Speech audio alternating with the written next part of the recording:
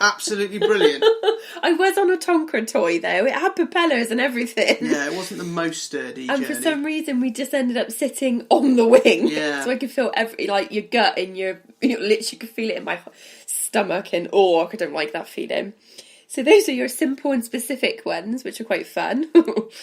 Yeah, hilarious. Yeah, hilarious. And then it gets very serious. So then you get like the complex phobias.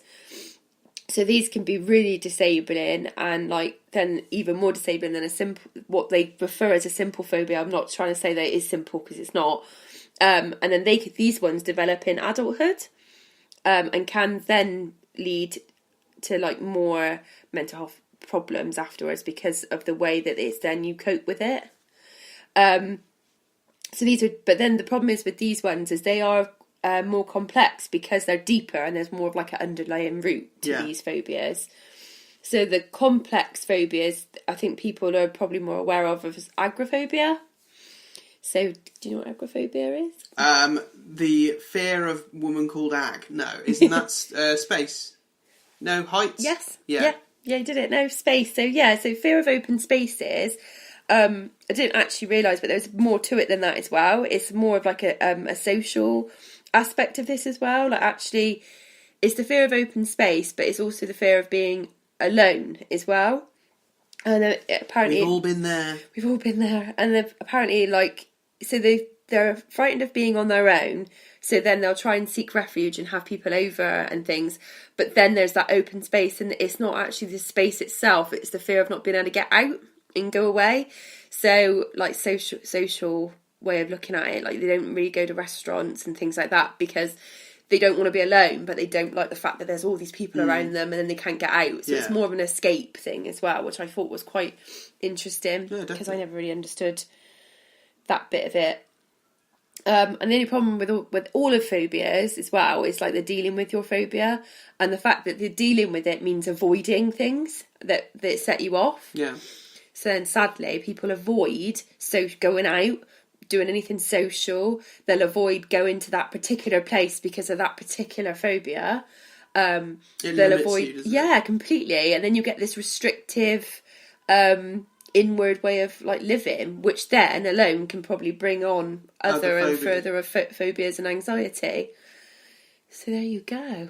Yeah, that's very interesting. And anybody who is struggling with any kind of phobias, I know we joke and it is light-hearted, but there are people that really do struggle with all kinds of phobias and fears, and don't keep it inside. It is always good to talk to somebody. If you can talk to your friends, talk to your friends. If you can talk to your family, talk to your family. If you haven't got anyone to talk to us. Yeah, talk to us, or the Samaritans if you need to. The Samaritans, the national, the NHS website if you really need some advice on what you should do. Speak to your doctor. Yeah. I'll attach a link to where I got all this from, just so people, if you are interested, you're more than welcome to have a look on there. And there's loads of outreach things there.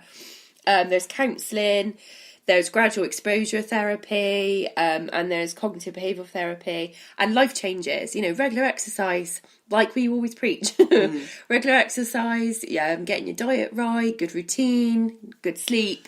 Healthy body, healthy mind. Yeah. And healthy, happy. and so, is there any other points you want to bring up before we close the book on this chapter? So the point on this was what I was going from is, this is really serious. So these phobias are really frightening and quite serious, and are serious and are deep rooted.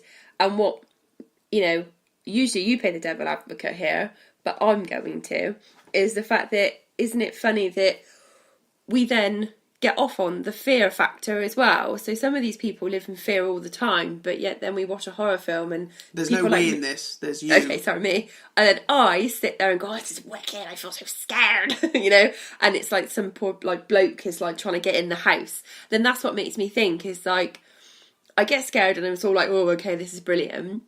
But it's mad that you're doing what's a very rational fear of your house getting broken into, a killer on the loose, or ghosts and things like that. Listening to this in a car, someone being on your back seat while you're driving. If you get any flashes, he's there. Yeah. Or her.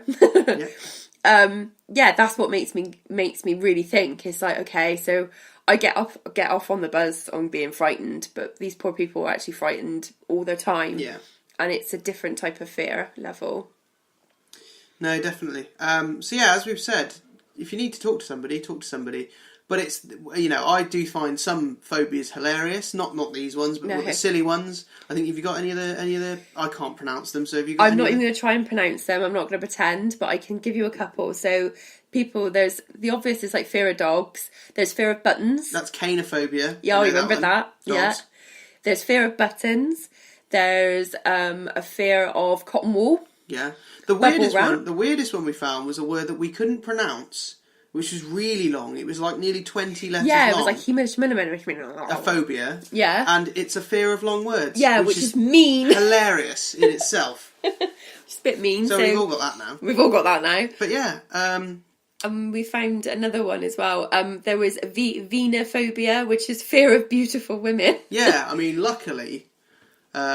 I don't have that. No, because I live with you. So thanks. That's lucky. I don't know where that come from. That didn't come out right. No, it didn't. It's meant to be the wedding's over. It's meant to be a compliment. Okay, right. I think we're pretty much there. Before Dan digs a grave. Yeah. Thank you very much to everybody who's listened to the show. I hope you enjoyed the review. Go and watch the movie if you haven't already. Definitely. It's well worth a watch. Comment on our Twitter pages, have you got the Twitter pages? Yeah, so for Twitter you want Hale to the Geek, at Hale2TG and hashtag H2G. Facebook you want Hale to the Geeks, and you can also find us on YouTube at H the Geek. Yeah, subscribe to us on YouTube, like us on Facebook, like us on Twitter, retweet the link for the show so we can grow this little geeky community as much as possible. We've been really taken back by how big it's how many people have listened in just 2 weeks. It's really amazing. Thank you very, very much to everyone, and keep listening, keep liking, keep sharing, keep commenting, and we will try and read all comments out on next week's show as long as they're positive. Thank you. Which luckily enough we've had only positive so far. Yes. So yeah, thanks for joining us. We will see you at the same time next week. Stay unique.